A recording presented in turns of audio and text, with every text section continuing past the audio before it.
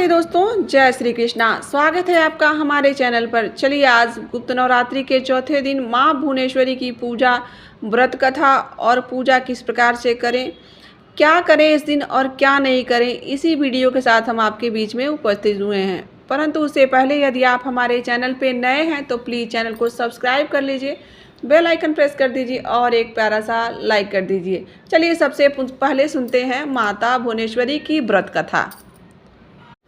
गुप्त नवरात्रि में साधक माँ के 9 रूपों के साथ साथ 10 विद्याओं की भी पूजा करते हैं। खासकर जो लोग तंत्र साधना करते हैं वो गोपनीय तरीके से गुप्त नवरात्रि के 10 महाविद्याओं की पूजा करते हैं। गुप्त नवरात्रि के चतुर्थ दिन माँ भुवनेश्वरी की पूजा की जाती है। माँ भुवनेश्वरी 10 विद्याओं में चतुर्स्वरूप विद्या मानी जाती हैं। माँ भुवनेश्वरी को तीनों लोकों की ईश्वरी माना जाता है। माँ भुवनेश्वरी साक्षात पूरे संसार को धारण करती हैं और उसका पालन पोषण करती हैं। माँ भुवनेश्वरी को जगत माता, जगत धात्री नाम से भी जाना जाता है। माँ भुवनेश्वरी आकाश, वायु, पृथ्वी, अग्नि और जल का निर्माण करती हैं। शास्त्रों में माँ भुवनेश्वरी को मूल प्रकृति कहा जाता है। शास्त्रों में बताया गया है कि माँ भुवनेश्वरी भगवान शिव के वाम अंग में विराजित होती हैं। उनकी पूजा करने से ऐश्वर्य की प्राप्ति होती है और जीवन की सभी समस्याएं दूर हो जाती हैं। माँ भुवनेश्वरी की पूजा करने से मनुष्य की सभी मनोकामनाएं पूर्ण हो जाती हैं। सुनते हैं माँ भुवनेश्वरी की कथा। पौराणिक व्रत कथा के अनुसार एक बार मधुकैटभ नाम के महादैत्य ने पूरे पृथ्वी पर हाहाकार मचा रखा था।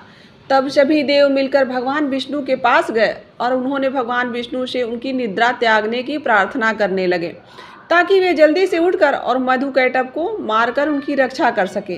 तब भगवान विष्णु ने अपनी निद्रा का त्याग किया और जागृत हुए और उन्होंने 5000 वर्ष तक मधुकैटभ नाम के दैत्य से युद्ध किया। बहुत अधिक समय तक युद्ध करते हुए भगवान विष्णु थक गए थे क्योंकि वह अकेले युद्ध कर रहे थे। अंत में उन्होंने अपने अंतःकरण से शक्ति योग माया आदि शक्ति से सहायता के लिए प्रार्थना की। तब देवी ने उन्हें आश्वस्त किया कि वे उन दोनों दैत्यों को अपने माया में मोहित कर देंगी। योग माया आदि शक्ति के माया में मोहित होकर दैत्य भाई भगवान विष्णु से कहने लगे कि तुम हमसे कोई वरदान मांगो। तब भगवान विष्णु ने उनसे कहा कि तुम अपने मरने का रहस्य बता दो। तब उन्होंने कहा कि तुम हमें ऐसी जगह मारो जहाँ न जल हो और ना ही स्थल हो। तब भगवान विष्णु ने उन्हें अपने जांघे पर लिटाकर और चक्र से उनके मस्तक को उनके शरीर से अलग कर दिया। इस प्रकार से भगवान विष्णु ने मधुकैटभ का वध कर दिया, परंतु वे केवल निमित्त मात्र थे।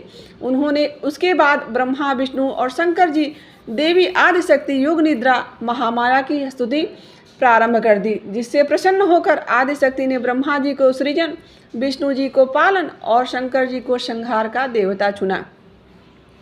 ब्रह्मा जी ने देवी आदि शक्ति से प्रश्न किया कि अभी तो हिम देवी, अभी तो चारों ओर केवल जल ही जल फैला हुआ है। पंचतत्व, गुण, तन मात्राएं और इंद्रियां कुछ भी व्याप्त नहीं है, तथापि आपने हम तो तीनों शक्तिहीन हैं। देवी ने मुस्कुराते हुए उस स्थान पर एक सुंदर विमान को प्रस्तुत किया और तीनों देवताओं को उस विमान पर बैठाकर अद्भुत चमत्कार देखने का आग्रह किया। जब तीनों देवता उस विमान पर आसीन हो गए, उसके पश्चात देवी ने विमान आकाश में उड़ाया और वह विमान उड़कर ऐसे स्थान पर पहुंचा जहां जल नहीं था। वह विमान वायु की गति से चलने लगा तथा एक सागर के तट पर जब पहुंचा तो वहाँ का दृश्य अत्यंत मनोहर था और अनेक प्रकार के पुष्प वाटिकाओं से सुसज्जित था वह जगह। तभी वहाँ देवों ने एक पलंग पर एक दिव्यांगना को बैठे हुए देखा। देवी रक्त पुष्पों की माला और रक्तांबर धारण किए हुए थी। उनके हाथ में बरपास, अंकुश और अभय मुद्रा धारण किए हुए देवी भुवनेश्वरी त्रिदेवों के सम्मुख दृष्टिगोचर हुई, जो सहस्रों उदित सूर्य के प्रकाश के समान कांतिमयी थी। यह सब देखने के बाद भगवान विष्णु ने अपने अनुभव से शंकर जी तथा ब्रह्मा जी से कहा कि यह साक्षात देवी जगदम्बा महामाया है और इनके साथ ही यह देवी हम तीनों और संपूर्ण चराचर जगत की कारण रूपा हैं।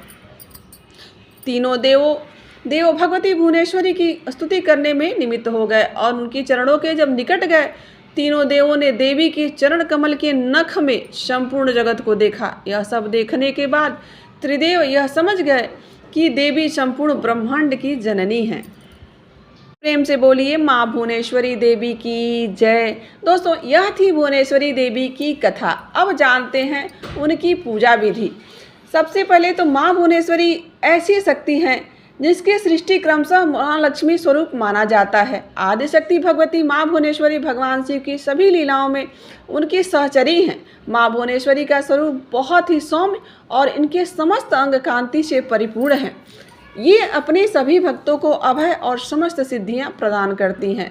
माँ भुवनेश्वरी को 10 विद्याओं में चतुर्थ महाविद्या माना जाता है। देवी पुराण में बताया गया है कि मूल प्रकृति का दूसरा नाम ही भुवनेश्वरी है। माँ भुवनेश्वरी के श्री अंगों से प्रातः काल के सूर्य के समान आभा निकलती रहती है। माँ अपने मस्तक पर चंद्रमा का मुकुट धारण करती हैं। इनके 3 नेत्र हैं और इनके मुख पर हमेशा मुस्कान छाई रहती है। माँ भुवनेश्वरी देवी के हाथों में पास, अंकुश, वरद तथा अभय मुद्रा विराजमान रहता है। गुप्त नवरात्रि में माँ भुवनेश्वरी की पूजा विधि जान लेते हैं। अब तो सबसे पहले तो गुप्त नवरात्रि में माँ भुवनेश्वरी की पूजा करने के लिए आप प्रातःकाल अपने नित्य क्रिया से निवृत्त होकर स्नान करने के पश्चात स्वस्थ वस्त्र धारण करें। अब किसी एकांत कमरे या अपने घर के पूजा कक्ष में पूर्व दिशा की ओर मुख करके बैठ जाइए। पूजा में बैठने के लिए हमेशा सफ़ेद ऊनी आसन का प्रयोग करें। अब अपने आसन पर अपने सामने एक लकड़ी की चौकी रखकर उस पर गंगा जल छिड़ककर उसे शुद्ध कर लीजिए। चौकी पर सफ़ेद रंग का कपड़ा बिछा लीजिए। उस पर एक प्लेट रखें। अब प्लेट में रोली से त्रिकोण का निर्माण करिए। अब इस त्रिकोण में अखंडित चावल भर दें। अब इस चावलों पर सिद्ध प्राण प्रतिष्ठा युक्त भुवनेश्वरी यंत्र की स्थापना करें। अब भुवनेश्वरी यंत्र के समक्ष चावल की 10 ढेरियाँ बनाएं और उन ढेरियों के ऊपर 10 लघु नारियल रखें। अब सभी नारियलों पर रोड़ी का तिलक लगाइए। इसके पश्चात भुवनेश्वरी यंत्र के समक्ष शुद्ध घी का दीपक प्रज्वलित करें और यंत्र का पूजन करें और ध्यान करें। अपने दोनों हाथों को जोड़कर माँ भुवनेश्वरी को सच्चे हृदय से ध्यान करके धूप, दीप, चावल, पुष्प से पूजा करें और फिर भुवनेश्वरी महाविद्या मंत्र का जाप करें। मंत्र कुछ इस प्रकार से हैं। उददिति द्युतिमिन्दु किरीटां तुंगकुचा नयनं त्रयुक्तां स्वमेरमुखी वरदांकुशपाशा भीतिरकरा प्रभजे भुवनेश्यम। इस मंत्र का जाप हमेशा सफ़ेद हकीम की माला से ही करें। आप चाहें तो माँ भुवनेश्वरी की पूजा किसी शिव मंदिर में भी जाकर कर सकते हैं। इसके लिए सबसे पहले किसी भी शिव मंदिर में जाकर षोडशोपचार द्वारा माँ भगवती भुवनेश्वरी की पूजा करनी चाहिए। आप गाय के घी का दीपक जलाकर और कपूर जलाकर धूप, दीप आदि से भी माँ भुवनेश्वरी की पूजा कर सकते हैं। माँ भुवनेश्वरी को सफ़ेद फूल, चंदन, चावल, इत्र अर्पित करें। अब दूध और शहद चढ़ाएं और साथ ही माँ भुवनेश्वरी को मावा का भोग अवश्य ही लगाएं। इसके पश्चात नीचे दिए गए मंत्र का 108 बार जाप करें। माँ भुवनेश्वरी की पूजा संपन्न करने के बाद इस पर चढ़ाए गए भोग को किसी भी स्त्री को भेंट कर दें। इस पूजन का मंत्र कुछ इस प्रकार से है। ओम श्री भुवनेश्वराय नमः। अगर आप ऐश्वर्य प्राप्त करना चाहते हैं तो माँ भुवनेश्वरी पर रात रानी का इत्र जरूर अर्पित करें। पारिवारिक समस्याओं को दूर करने के लिए माँ भुवनेश्वरी पर 12 सफ़ेद रंग के पुष्प अर्पित करें। अगर आप अपनी किसी खास मनोकामना की पूर्ति करना चाहते हैं तो देवी भुवनेश्वरी पर चढ़े हुए चावल को अपने बेडरूम में छुपा कर रख दीजिए। तो यह थी माँ भुवनेश्वरी की पूजा की नियम।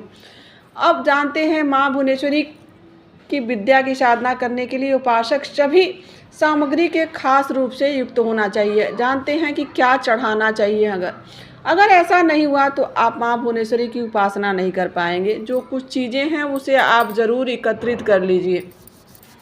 माँ भुवनेश्वरी की उपासना करने के लिए उपासक को सिद्ध प्राण प्रतिष्ठा भुवनेश्वरी यंत्र जरूर रखना चाहिए। सफ़ेद हकीम या रुद्राक्ष की माला, 10 लघु नारियल, यह 3 चीज़ें होना अति आवश्यक है। माँ भुवनेश्वरी की साधना हमेशा सुबह 4 बजे से 6 बजे के बीच ही किया जाता है। रात्रि का 10 बजे के समय के बाद भी आप यह पूजा कर सकते हैं। माँ भुवनेश्वरी की पूजा करने के बाद भुवनेश्वरी कवच का पाठ अवश्य ही करना चाहिए। माँ भुवनेश्वरी की यह साधना 11 दिनों की होती है। माँ भुवनेश्वरी की साधना करते वक्त उपासक को पूरी आस्था के साथ सभी नियमों का पालन करना चाहिए। साधक को माँ भुवनेश्वरी की साधना से जुड़ी सभी जानकारियों को पूर्ण रूप से गोपनीय रखना चाहिए, क्योंकि इसका नाम ही गुप्त नवरात्रि है। गुप्त रखेंगे, गोपनीय रखेंगे इस जानकारी को, तो ही पूजा सफल होती है। 11 दिनों के बाद पूजा संपन्न करने के पश्चात भुवनेश्वरी यंत्र को अपने घर के मंदिर या तिजोरी में लाल वस्त्र में बांधकर 1 साल के लिए रख दें। अब पूजा में इस्तेमाल हुए बाकी सभी सामग्री को नदी में प्रवाहित कर दीजिए, या फिर किसी पीपल के पेड़ के नीचे भी दबा सकते हैं। ऐसा करने से आपकी साधना पूर्ण हो जाएगी और आपके ऊपर माँ भुवनेश्वरी की असीम कृपा हमेशा बनी रहेगी। माँ भुवनेश्वरी की साधना करने से मनुष्य को ज्ञान, धन, सम्मान, प्रतिष्ठा आदि की प्राप्ति होती है। भक्तजनों, यह था आज की चौथे दिन गुप्त नवरात्रि की माँ भुवनेश्वरी की पौराणिक कथा और विधि विधान, पूजा कैसे करें क्या न करें। आशा करते हैं कि आपको आज की वीडियो अच्छी लगी होगी और यहाँ तक बने रहने के लिए आप सभी का दिल से आभार। मिलते हैं किसी और जानकारी, कथा और कहानी के साथ। आज के लिए इतना ही। राधे राधे, जय श्री कृष्णा।